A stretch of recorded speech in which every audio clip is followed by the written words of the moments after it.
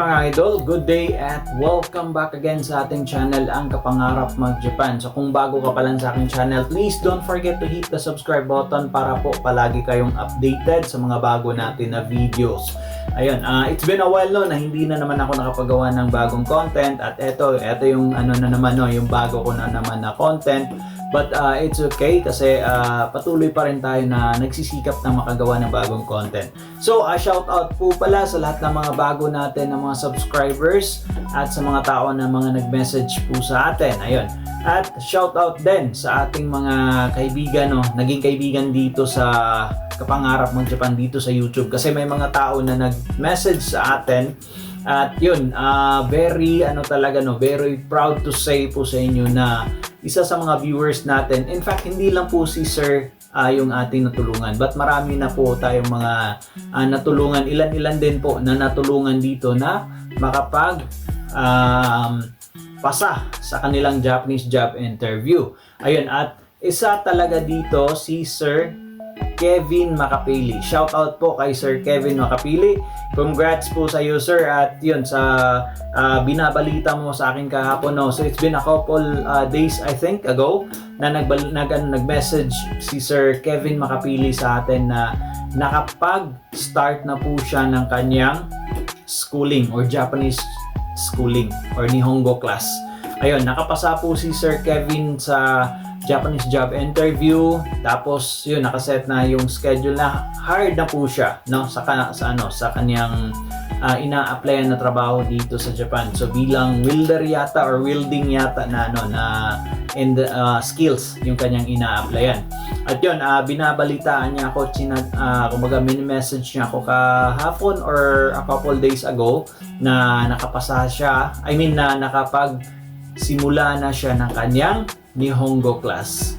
Once again, congrats at good luck po sa iyong journey, Sir Kevin Makapili. So, very proud kasi 15 out of 15 na applicant, tatlo lang po sila yung natanggap doon sa kanilang Japanese job interview. At ngayon nakapag secure na siya ng kanyang slot na makapunta dito sa Japan. So good thing talaga, napaka-impressive. Yun, congrats at good luck once again. So yung topic natin for today is all about yung mga how to pass the Japanese job interview pa rin ito, but may mga idadagdag tayo na mga updates kasi natural may mga updates po yan. Ito po mga information po na ito, take note po, galing po ito sa mga Japanese po dito. So nag-interview din po ako ng mga Japanese dito. May ginagawa kong interview, i-interpret ko na lang po. Ayun, may konting Nihongo na rin po tayo kasi almost 2 years na tayo dito. So ini-interview ko siya when it comes dun sa ano pa talaga yung impact, gaano ba talaga kalaki yung impact pag tayo ay nakapag business attire or nakapag suits kasi. Ayun, ano ba yung impact dito? Tinatanong ko siya. So sabi niya, when it comes to interview, ayun, yung expectation, level of expectation dun sa interviewer towards sa applicant, napakataas kasi pag ang applicant ay nakapag business attire. So I'm not saying na required mo talaga na mag-suits, but once you have that, once nakapag-suits kayo, once nakapag-formal attire kayo, again, tataas kasi yung expectation, level of chances nyo to get hired. At yan po, may mga patunay po tayo galing sa interview natin or na-interview natin na Japanese talaga, or yung isang senpai namin dito. Senpai meaning senior. Ako po yung kuhay. Kuhay meaning junior. So kahit po medyo mas matanda yung edad ko sa kanya, ayun, senior ko siya kasi siya yung nauna dito sa company. The same time, Japanese din siya, pure Japanese. So siya po ay si Fujimura-san. Okay, minasang or mga idol, nandito tayo ngayon sa working place namin, no. Ito yung mga kasama namin. Ito si Michael Sang. Ito naman si Fujimura Sang. Ayan. Ito yung hapon. Natatanungin natin kung gaano ba ka-importante talaga yung nakapag formal attire tayo or naka-wear tayo ng suit, no, during the interview. Ito tatanungin natin, no. Ito. Fujimura Sang. Hi. Kiti mo ii desu ka? いいよ。 Okay. 日本の民質層はスーツを絶対に着ていた方がいいですか？はい、着ていた方がいいですよ。着てスーツを着ていた方がやっぱ面接官にとっても好印象を与えることができますので。好印象は高いですか？高いです。高いです。Ayun. Hindi ko alam ano yung sinasabi niya. Joke lang. Yun, tinatanong natin kung ano ba yung points during the interview. Sabi niya mataas yung points during the interview. Yung koinsho, yun yung impression ng mga Hapon. So ito Hapon to. Yan. Pure Hapon to, pure Japanese.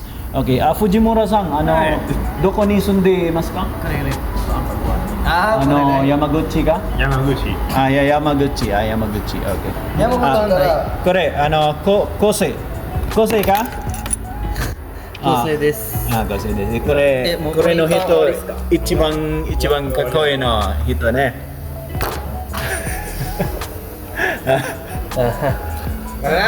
Ayan, yung mga Hapon. Ichimang buang!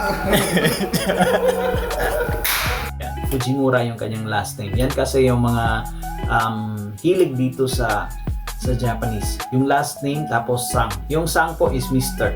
Kumbaga, Mr. Fujimura in English. But sa kanila baliktad kasi. So, Fujimura Sang. Katulad ko, Arsenas Sang.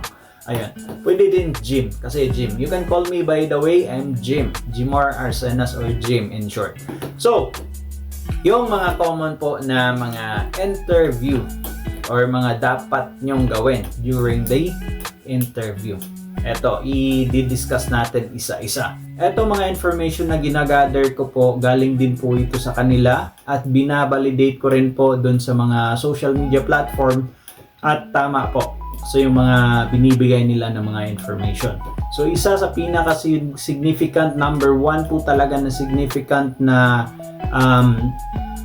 gawin nyo during the interview is yung dapat naka-interview attire kayo or naka-business attire talaga kayo. Napakalaki po kasi yun, based dun sa interview ko from the senpai or from the Japanese na kasama namin dito sa trabaho, yung pag suot mo ng suits or business attire, hindi naman talaga yun ang pinaka talaga natural yung pagsagot mo sa interview. But yung kaniyang tinatawag na expectation rate, yung kaniyang chances is tataas talaga yun. Yung expectation rate sa isang interviewer towards the applicant, napakataas yung kaniyang expectation. At the same time, yung kaniyang kumbaga impression doon sa isang applicant, natural. Talaga yun. Good talaga yun sa kanila. So let's say na lang for example, simplihan na lang natin, may 5 applicant. Yung 5, napakababa na yan. Pero out of 5, magagaling sila sumagot. So isa ka sa 5 na applicant, tapos out of 5, ikaw lang yung nakapag suits or nakapag business attires. Magagaling kayong sumagot. I highly guarantee you na ikaw malaki or mataas yung chance mo na makapasa sa Japanese job interview. So again, number 1 po sa list, ito is attire. Excuse me. So yun, validated na po yan. Attire po ang isa sa nangunguna doon sa listahan during the Japanese job interview. At pangalawa yung manners. Yung sinasabi ko po doon sa previous video na pagpapasok tayo sa interview room, dapat kakatok tayo ng 3 beses. Pag open ng door, nakabow kayo, tapos sasabihin nyo yung shichori shimasu. Pag alis naman kayo, isara yung door. Before nyo isara yung door, bow kayo. Tapos, shichuri shimashita. Sara yung door. Ayan. Yan po yung mga manners. At natural, nandun na rin yung pagpapasalamat, yung magsasabi kayo ng salamat or thank you every time na tinatanong kayo ng interviewer. So, dun papasok yung manners. Pangatlo, yung please tell us about yourself. Yung tinatawag na Jiku Shokai. Yung self-introduction. Ayun, papasok po yan palagi. Nandyan talaga yan palagi. Hindi yan mawawala. Yung Jiku Shokai or self-introduction. So, paano ba yung self-introduction? Una, yung pangalan, yung edad, yung birthday mo, yung status mo, kung single or married ka, tapos yung hobbies mo, ano yung natapos mo, ayun, kung ano yung skills mo, ayun. Yan, part yan sa Jiku Shokai. Okay? Ano yung hobbies mo? Part yan ng Jiku Shokai. Tapos, doon sa why did you apply for this job? Okay, why did you apply for this job? Bakit ka nag-apply sa trabahong ito? Ayun, sasagutin nyo, ito yung yung tips ko dito. Bakit ka nag-apply sa trabaho na to? Kung ako yung tatanungin nito, ito yung isasagot ko. Na kaya ako nag-apply po sa trabaho na ito kasi po ako ay may experience na po sa trabaho na ito. Na let's say example 3 years or 5 years. At alam ko po na magagampanan ko po ng tama or magagampanan ko po yung trabaho na ito, no? Dahil ako po ay well experienced na po. At alam ko po yung mga kumbaga do's and don'ts, alam ko po yung pasikot-sikot or alam ko na po yung trabaho na ina-applyan ko po ngayon. Ayun, ako po ay may experience na. Ayun, state niyo po yung reason. Tapos, eto din, why you chose to work Japan? Ayun, bakit mo pinipili na makapagtrabaho sa Japan? Bakit hindi na lang United Kingdom? Bakit hindi na lang Europe? Bakit hindi na lang yung Australia, Canada, etc. Yun. Kung sa akin, eto yung sagot ko. Bakit ko pinipili yung Japan? Kasi una, I really admire Japan. Pangalawa, I love the culture dun sa Japan, dun sa innovation, dun sa quality ng work ng Japan. Napaka po talaga ng Japan, very interesting po sa akin. So gusto ko pa po malaman lahat ng mga qualities po na ina-admire ko po sa Japan. I want to go dig deeper po dun sa mga knowledge na nalalaman ko dun about sa Japan. Kaya I really want to apply and I chose Japan. Yan. So, eto din, yung tanong na what are your strengths and weaknesses? Eto sa what are your strengths and weaknesses, to be honest, marami din dito ang sumasabit sa kanilang answer. Eto, dapat inline lang po sa trabaho nyo yung inyong strength and weaknesses. So sa akin, yung strength ko dito, pwedeng sagutin nyo ng ganito. Yung strength ko po, napaka-organized ko po sa trabaho. That is one of my strength. At the same time, every work na ginagawa ko po, ginagamitan ko po ng signature. I have a signature of quality in every work that I made.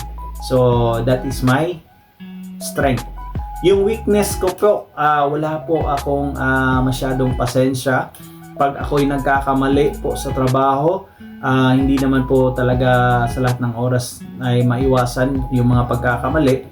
Pero pag ako po'y nagkakamali, medyo maliit po yung aking pasensya na hindi agad bibigyan ng solusyon yung mga problema or mga unforeseen na circumstances. Yan po ay isa sa aking weaknesses. So, medyo mababa yung aking pasensya po na hindi agad bibigyan ng solusyon yung mga problems. Kasi I am a organized nga na klase ng tao. Ayun, yun yung mga tips ko. Yun yung sa akin na sagot. Kayo pwede kayong gagawa din ng inyong mga ideas or sagot, no? Tapos, what are your skills? Ayun. So, what are your skills? Ano yung mga skills mo? Kung ano yung ina-applyan nyo ngayon? Ano yung mga, example, welder ka, o ano yung mga skills mo? So, yung skills ko po, I'm very good in yung gagawa ng parang ng isda, yung kaliskis ng isda. Ayun, ano yung tawag niyo dyan sa inyong mga skills na yan? Kung ikaw naman ay nasa bakery na ano yung mga skills mo? Marunong po akong gumawa ng ng mga hugis ibo na tinapay. Ayun. Yan po yung isa sa mga skills ko. Kung ikaw naman ay nasa isang automotive industry, yun yung skills ko po, very creative po ako. I can think out of the box po. Yung mga problem na hindi masyadong na gagamitan ng mga ibang tools, ako na madali po akong makakahanap po ng mga ideas paano mabigyan ng mga solusyon yung mga ganyan po na problem. Ayan. Yan po yung isa sa skills ko. Tapos eto, what did you work on your hardest day in college or in your school? So ano yung ginagawa niyo? Yung naka-experience kayo ng mga difficulties, yung mga obstacles, mga challenges during nung kayo ay nag-aaral pa sa college or sa high school. Ayun.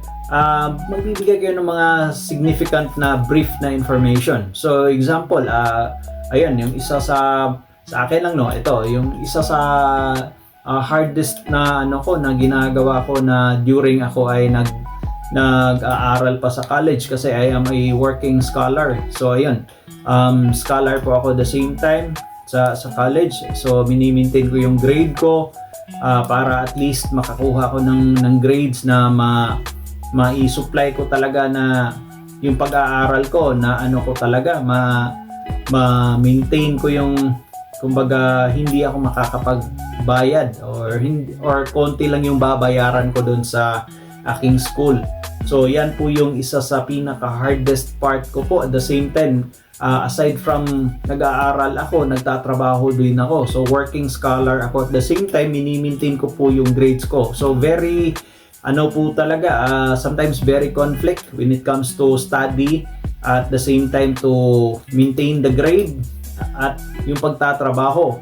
So sometimes it compromised my health, but I was able to conquer it because I am very determined. I am very eager to pursue my dreams, and that is one of the reason I am here right now. I was able to graduate in college. I was able to manage all the obstacles, all the stress na na-handle ko po. Yun po yung maibigay ko po na idea, mga idol. Sana po nakakuha kayo ng mga ilan-ilan ng mga tips doon, mga idea doon. So once again, shout out sa inyong lahat, lalong-lalo na sa mga aspirant natin dyan na gusto makapag-Japan.